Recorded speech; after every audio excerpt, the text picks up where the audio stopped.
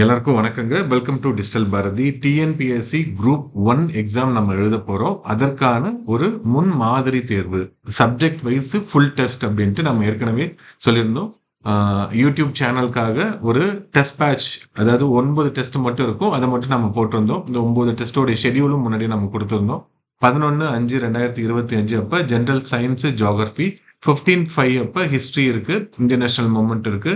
19/5 Indian polity, 23/5 current affairs. Current affairs கடந்த ஒரு வருஷத்துல நடந்த எல்லா முக்கியமான நிகழ்வுகள் நம்ம சிலபஸ் ரிலேட்டடா இருக்கிறத மட்டும் எடுத்து போட்டிருப்போம். 27 வந்து நமக்கு unit 5 Indian economy development administration இருக்கு. 31/5 மேக்ஸ் இருக்கு. 4/6 வந்து Tamil Nadu history, culture, heritage, Tamil Nadu polity, Tamil Nadu economy. So இதெல்லாமே இருக்குங்க. ஸோ இந்த டெஸ்ட் வந்து நம்ம சொல்லியிருந்தோம். இது நமக்கு எக்ஸாமுக்கு முன்னாடி 2 மார்க் டெஸ்ட் அப்படின்றது நம்ம சொல்லியிருந்தோம். 8, 6, 12, 6 ஒன்று இருக்கு. ஸோ அதன்படி நமக்கு முதல் டெஸ்ட் அப்படின்றது நம்ம இப்ப போஸ்ட் பண்றோம். இது மார்னிங்ல எங்க டெஸ்ட் பேட்ச்ல இருந்த பசங்களுக்கு நம்ம போஸ்ட் பண்ணதுங்க, சரிங்களா? ஸோ அந்த கொஸ்டின் பேப்பர் இது டெஸ்கிரிப்ஷன்ல லிங்க்ல இந்த கொஸ்டின் பேப்பர் இருக்கும். இது டவுன்லோட் பண்ணி பாருங்க. இதற்கான கீ இன்னொரு 3 ஹார்ஸ் கழிச்சு அந்த டெஸ்கிரிப்ஷன் கீழவே வந்து அப்லோட் பண்ணியிருப்போம். நீங்க டெஸ்ட் அட்டன் பண்ணி பார்த்துட்டு கீ செக் பண்ணி பாருங்க, எவ்வளவு மார்க் வருது அப்படின்றத பாருங்க. ஒரு சில கேள்விகள் இந்த மொழி மாற்ற தவறுகள் இருக்கலாம், சரிங்களா? கீஸ்லயும் ஒரு சில இதுல வேரியேஷன்ஸ் வரலாம், சரிங்களா? ஸோ ஆனால் கொஸ்டின் வந்து ரொம்ப ஸ்டாண்டர்டா இருக்கும். டிஎன்பிஎஸ்சி குரூப் 1ல இப்ப எந்த மாதிரி கொஸ்டின் கேட்பாங்களோ அதே மாதிரியான கொஸ்டின்ஸ் அப்படின்றத எடுத்திருப்போம். இப்போ ஜியோகிராஃபியில எடுத்தோம் அப்படின்னா ஒரு 15 டாபிக் இருக்குன்னா ஒரு டாபிக்ல எதுல நிறைய கேள்விகள் முன்னாடி கேட்டிருக்காங்க, அதை அடிப்படையா வச்சு கொஸ்டின்ஸ் வந்து நிறைய எடுத்திருக்கோம். ஸோ கொஸ்டின் வந்து நீங்க எல்லாத்தையுமே வந்து அட்டன் பண்ணுங்க. இப்போ ஃபோன் நேரம் கிடைக்குது அப்படின்ட்டு ஃபோன்ல ஃபர்ஸ்ட் ஒரு 20, 30 கொஸ்டின் மட்டும் பார்த்துட்டு அப்புறம் போயிட்டு வந்துட்டு இருந்தீங்க அப்படின்னா எக்ஸாம் உங்களுக்கு இந்த மாதிரி போக்கு காமிச்சிட்டே இருக்கும். உட்காந்து ஒரு 2 ஹார்ஸ் கண்டினியூஸா நீங்க அட்டன் பண்ணுங்க. இதுக்கு வந்து கண்டிப்பா ஒரு 2.5 மணி நேரத்திலேயே முடிச்சிடலாம். மேக்ஸ் இருந்தால் தான் நமக்கு கொஞ்சம் டைம் ஆகும். மேக்ஸ் இல்லாதனால ஈஸியா தான் இருக்கும். இதுல வந்து உங்களுக்கு வந்து 100 கொஸ்டின் வந்து ஜியோகிராஃபில இருந்து இருக்கும், 100 கொஸ்டின் வந்து சயின்ஸ் அண்ட் டெக்னாலஜில இருந்து இருக்கும், சரிங்களா? சயின்ஸ்க்கு மட்டும்தான், டெக்னாலஜி கூட கிடையாது. மெயின்ஸ்க்கு தான் டெக்னாலஜி இருக்கும். ஸோ இதுல 100 கேள்வியில 50 கேள்விக்கு மேல ஜியோகிராஃபில நம்மளால போட முடியும். நீங்க இது வரைக்கும் ஒழுங்கா படிச்சுட்டு இருந்தீங்க, லாஸ்ட் குரூப் 2 எழுதிருக்கீங்க, ரிசல்ட்டுக்காக வெயிட் பண்ணிட்டு இருக்கீங்க, 2Aல நீங்க பாஸ் பண்ணிருக்கீங்க, 2Aல நான் ஜஸ்ட்ல போயிருக்கு அப்படின்னு இருக்கிறவங்களுக்கு, இப்ப குரூப் 4 தீவிரமா படிச்சுட்டு இருக்கவங்களுக்கு இந்த பேப்பர் வந்து நல்லாவே பண்ண முடியும், சரிங்களா? 100க்கு 50 மார்க் அப்படின்றது உறுதி எடுக்கலாம். சயின்ஸ் வந்து ஈஸியா தான் இருக்கும். சயின்ஸ் கஷ்டமா கேட்கறதா இருந்தா ஒரு கொஸ்டின் கூட ஆன்சர் பண்ண முடியாத மாதிரி கேட்கலாம். ஆனா நமக்கு சயின்ஸ் அந்த அளவுக்கு தேவைப்படாது. ஏன்னா 10 கேள்வி தான் கேட்க போறாங்க. இது வந்து நமக்கு மெயின்ஸ்லயுமே இருக்காது. ஜியோகிராஃபியை பொறுத்த வரைக்கும் மெயின்ஸ்ல இந்த பார்ட் கேட்பாங்க அப்படின்றதுனால நம்ம நல்லா படிக்கணும். குரூப் 1க்கு சயின்ஸ் அண்ட் டெக்னாலஜி தான் நமக்கு வந்து மெயின்ஸ்ல இருக்கு அப்படின்றதுனால சயின்ஸ் நம்ம மெயின் புக்கா படிச்சா போதும். ஸ்கூல் புக் லெவல்ல நல்லா கவர் பண்ணா போதும். ஸோ 125, 130 கொஸ்டின்ஸ்க்கு மேல உங்களால போட முடியும். நீங்க நல்லா உட்காந்து படிச்சிருக்கீங்க அப்படின்னா உறுதியா போட முடியும். நீங்க இந்த டெஸ்ட் அட்டன் பண்ணிட்டு எவ்வளவு கொஸ்டின் நீங்க போட்டீங்க அப்படின்றத நைட்டுக்கு மேல நீங்க போஸ்ட் பண்ணுங்க, கமெண்ட் பண்ணுங்க, சரிங்களா? ஸோ கொஸ்டின் வந்து பாத்தீங்க அப்படின்னா பைலிங்குவல கொடுத்துருப்போம். Consider following statement regarding. இதுல எப்படி கொடுத்துருப்போம் அப்படின்னா, இப்போ வந்து சிலபஸ்ல வந்து நமக்கு என்னென்ன டாபிக் இருக்கு அப்படின்னு பார்த்தீங்கன்னா, லொகேஷன் இருக்கு, பிசிக்கல் ஃபீச்சர் இருக்கு, மான்சூன், ரெயின்ஃபால், வெதர், கிளைமேட் இருக்கு, வாட்டர் ரிசோர்சஸ், சரிங்களா? ஸோ அதுக்கப்புறம் வந்து பார்த்தீங்கன்னா சாயில், மினரல், நேச்சுரல் ரிசோர்சஸ், காடுகள் இருக்கு, வனவிலங்குகள் இருக்கு, நம்மளுடைய விவசாய பேட்டர்ன்ஸ் கொடுத்துருக்காங்க. அதுக்கப்புறம் டிரான்ஸ்போர்ட், கம்யூனிகேஷன். டிரான்ஸ்போர்ட் அப்படின்னா நம்மளுடைய ஹைவேஸ், ரயில்வேஸ், வாட்டர்வேஸ், சரிங்களா? கம்யூனிகேஷன் அப்படின்னா நம்மளுடைய சேட்டலைட், டெலிஃபோன் இதெல்லாம் இருக்கும். சோஷியல் ஜியோகிராஃபினா பாப்புலேஷன், டென்சிட்டி, சென்சஸ், அந்த ரேஸ் இதெல்லாம் இருக்கும். நேச்சுரல் கலாமிட்டி, இயற்கை பேரழிவுகள், அப்புறம் டிசாஸ்டர் மேனேஜ்மெண்ட், பேரிடர் மேலாண்மை எப்படி பண்றோம், என்விரான்மெண்டல் பொல்யூஷன் இருக்கு, கிளைமேட்டிக் சேஞ்ச் இருக்கு, சரிங்களா? கிரீன் எனர்ஜி இருக்கு, ஜியோகிராபிக்கல் லேண்ட்மார்க்ஸ் அப்படின்றது கொடுத்துருக்காங்க. ஸோ இதுல இவ்வளவு இருக்கு. நம்ம கொஸ்டின்ஸ் வந்து இதுல வந்து ஆக்சுவலா இதுல பார்த்தோம்னா 130, 140 கேள்வி எடுத்து அதை ஃபில்டர் பண்ணி தான் நம்ம இப்ப போட்டிருக்கோம். ஜியோகிராபிக்கு மட்டும். இதே மாதிரி சயின்ஸ்க்கு எடுத்திருப்போம். சயின்ஸ்ல பிசிக்கல், பிசிக்ஸ் அண்ட் கெமிஸ்ட்ரியில இருந்து 50 கேள்வியும், பயாலஜில இருந்து 50 கேள்வியும் இருக்கும். இதோட ரிலேட்டிவ்லி பயாலஜி ரொம்ப ஈஸியா இருக்கும்.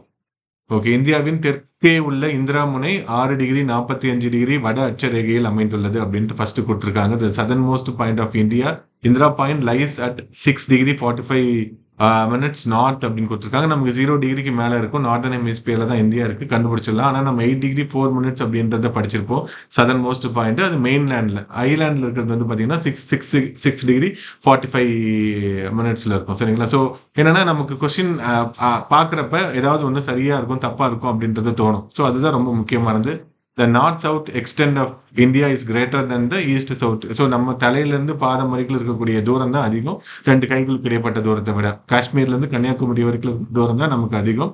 அதுவே வந்து அருணாச்சல் பிரதேஷ்ல இருந்து குஜராத் வரைக்கும் இருக்கிற தூரம் கம்மி. ஸோ இதுவும் நமக்கு ஈஸியா தெரிஞ்சிடும். Tropic of cancer passes through the state of Tripura வழியாக ட்ராபிக் ஆஃப் கேன்சர் போகுது. நமக்கு திரிபுரா வழியா போகுது. ஏன்னா நார்த் ஈஸ்டர்ன் ஸ்டேட்ல 2 ஸ்டேட்ல மட்டும் போகும் அப்படின்னு தெரியும். இப்போ குஜராத்ல இருக்கும், அப்புறம் ராஜஸ்தான்ல இருக்கும், அப்புறம் மத்திய பிரதேஷ்ல இருக்கும், சத்தீஸ்கர்ல இருக்கும், அப்புறம் ஜார்க்கண்ட்ல இருக்கும், வெஸ்ட் பெங்கால் வழியா போகும். சரிங்களா? திரிபுரா போகும், மிசோரம் போகும். அப்ப போகுது. நமக்கு திரிபுரா இருக்கா இல்லையா? ஸோ அந்த ஆப்ஷன் இதுல 3 1 இருக்கு. அப்ப ஈஸியா 1 போட்டு விட்டுருவோம். ஏன்னா அது நமக்கு தெரியல, டவுட்டா இருக்கிறதுனால. So Tamil Nadu is the second largest coast line. ஆப்வியஸா குஜராத் தான் ஃபர்ஸ்ட்ல இருக்கு. செகண்ட் வந்து தமிழ்நாடு இருக்கு. 1076 மீட்டர் அப்படின்றது கொடுத்துருக்காங்க. அப்போ ஆப்ஷன் டி. ஸோ என்னன்னா இந்த கொஸ்டின்ஸ் நீங்க ஆன்சர் பண்றப்ப உங்களுக்கு வந்து எது எதெல்லாம் வந்து நம்ம தப்பு பண்றோம் அப்படின்னு தெரியும். தப்பு பண்ற கூடிய இடங்களை தான் நம்ம நிறைய எடுத்து கொஸ்டினா ஃப்ரேம் பண்ணி கேட்டிருப்போங்க. சரிங்களா? ஸோ எல்லா கொஸ்டினும் உங்களுக்கு வந்து இந்த நல்ல ஸ்டாண்டர்டா இருக்கும். இப்போ வந்து இந்தியாவின் கிழக்கு மேற்கு தீர்க்கரேகை நீளம் தோராயமாக எவ்வளவு நேர வேறுபாட்டு இருக்கும்? 1 டிகிரி தீர்க்கரேகை அப்படின்றது 4 மினிட்ஸ் டிஃபரன்ஸ் அப்படின்னு இருக்கும் நமக்கு. கிட்டத்தட்ட 30 டிகிரி டிஃபரன்ஸ் இருக்கிறதுனால 120 மினிட்ஸ் இருக்கும். அது 2 மணி நேரம் அப்படின்னு இருக்கும். சூரியன் அருணாச்சல் பிரதேஷ்ல உதிச்சு திருப்பியும் குஜராத்ல உதிக்கிறதுக்கு 2 மணி நேரம் ஆகுது. ஆனா நம்ம 82 டிகிரியில ஸ்டாண்டர்ட் இந்தியன் ஸ்டாண்டர்ட் டைம் அப்படின்றத எடுத்துட்டு இருக்கோம். சரிங்களா? மிர்சாபூர் வழியா போகும் உத்தரப்பிரதேஷ்ல. சரிங்களா? ஸோ இது மாதிரி கொஸ்டின்ஸ் வந்து எல்லாத்த பத்தியும் இமயமலை பத்தி இருக்கும். இமயமலையில எத்தனை லேயர்ஸ் இருக்கு அப்படின்றது இருக்கும். Mostly statement type of questions இருக்கும். அதை நீங்க பாருங்க. இமயமலையில் இருக்கக்கூடிய முக்கியமான பாசஸ் என்ன இருக்கு? பனிக்கல் பாஸ், ஓஜிலா பார்க் இதெல்லாம் இருக்கும். ஆறுகள் பத்தி கொடுக்குறப்ப இதுவும் கேட்பாங்க. சார் ஆஃப் டெல்லி என்ன, சார் ஆஃப் பெங்கால் என்ன. ஸோ நமக்கு வந்து மேட்ச்லயும் சில இதெல்லாம் கொடுத்துருப்போம், சிலது வந்து ஸ்டேட்மெண்ட்லயும் நமக்கு கொடுத்துருப்போம். நமக்கு ஈஸியா இருக்கும். சாம்பார் ஏரி என்ன பறவை அதிகமா இருக்கு? கர்நாடகா பிளாட்டூ எப்படி 2ஆ பிரிக்கிறாங்க? ஸோ இதெல்லாம் வந்து இப்ப டிஎன்பிஎஸ்சில நடந்த கொஸ்டின்ஸ். எந்த கொஸ்டின்ஸ கேட்கல. இது ரிலேட்டடா இருக்க கொஸ்டின்ஸ் கேட்டாங்க. அதே கொஸ்டின் எடுக்காம அது ரிலேட்டடா வேற என்னென்ன பாயிண்ட்லாம் இருக்குமோ அதெல்லாமே வச்சு எடுத்ததுங்க. நீங்க இந்த டெஸ்ட்டை அட்டன் பண்ணி பாருங்க. அட்டன் பண்ணி பார்த்தீங்கன்னா உங்களுக்கு ஒரு நல்ல ஐடியா அப்படின்றது வரும். குரூப் 1க்கு நம்ம படிச்சிருக்குமா படிக்கலையா அப்படின்றது இந்த தேர்வு எழுதி முடிச்சதுக்கு அப்புறம் உங்களுக்கு தெரியுங்க. ஓகே. ஸோ ஆறுகளின் நீளத்தின் அடிப்படையில் அறிந்த following river ascending order length within Indian territory அப்படின்னு கொடுத்துருக்காங்க. ஆறுகள் நீளமான ஆறு அப்படின்னா நம்ம பிரம்மபுத்திரா பெருசு, இண்டஸ் பெருசு, காஞ்சஸ் பெருசு, கோதாவரி பெருசு அப்படின்னு நம்ம சொல்லிடலாம். ஆனா இவங்க என்ன சொல்லியிருக்காங்க? இந்தியாவுடைய எல்லைக்குள்ள பாயக்கூடிய ஆறுகள்ல எது பெருசு அப்படின்னு கொடுத்துருக்காங்க. கேஞ்சஸ் ஆப்வியஸா பெருசு. 2வது வந்து கோதாவரி வந்துடும். சரிங்களா? ஸோ அதுதான் நம்ம வந்து என்னன்னா ஈஸியா தப்பு பண்ணிடுவோம் இந்த இடத்துல. கொஸ்டினை நேரடியா அவங்க கேட்டிருக்க மாட்டாங்க, மறைமுகமா கேட்டிருப்பாங்க. ஓகே, ஆறுகள் நீளம் அப்படின்னு கேட்காம ஆறுகள் இந்தியாவுல எந்த அளவுக்கு நீளமா இருக்கு அப்படின்னு வச்சு கேட்டிருக்காங்க. ஸோ கங்கா, கோதாவரி, இண்டஸ், அப்புறம் தான் பிரம்மபுத்திரா அப்படின்றது வருங்க.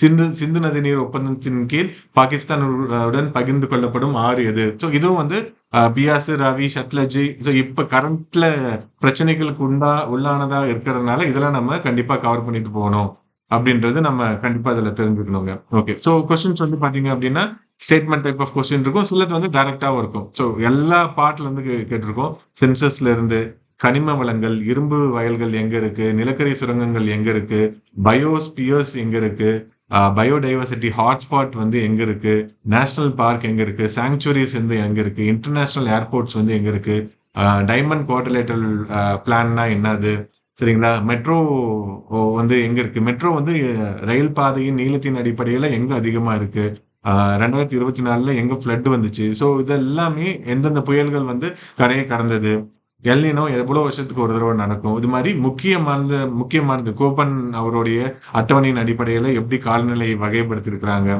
ஸோ இதெல்லாம் வந்து மோஸ்ட் இம்பார்ட்டன்ட் கொஸ்டின்ஸ், ரொம்ப எக்ஸ்பெக்ட் பண்ணக்கூடிய கொஸ்டின்.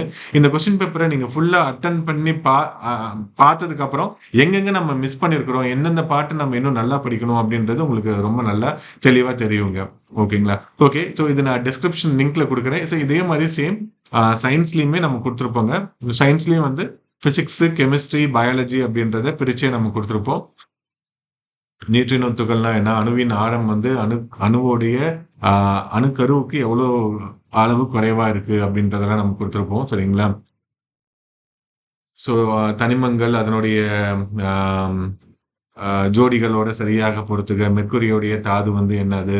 ஸோ இதெல்லாம் வந்து ஏற்கனவே சில கொஸ்டின்ஸ் வந்து சயன்ஸ பொறுத்தவரைக்கும் பழைய கொஸ்டின்ஸ் கேட்டதா இருக்கும். ஸ்கூல் புக்ல இருக்கக்கூடிய சில முக்கியமான பார்ட்ஸையும் நம்ம எடுத்து கேட்டிருப்போம்.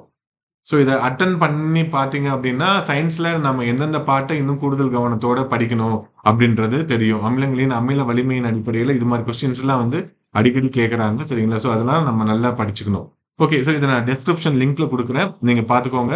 இதற்கான அடுத்த டெஸ்ட்டு ஆ உங்களுக்கு வந்து எப்ப இருக்கும் அப்டின்னா 15/5 இருக்கும். ஸோ இதுல ஆல்மோஸ்ட் ஒரு 500 மெம்பர்ஸ் வந்து இதுல ரெஜிஸ்டர் பண்ணியிருந்தீங்க. 400 பிளஸ்.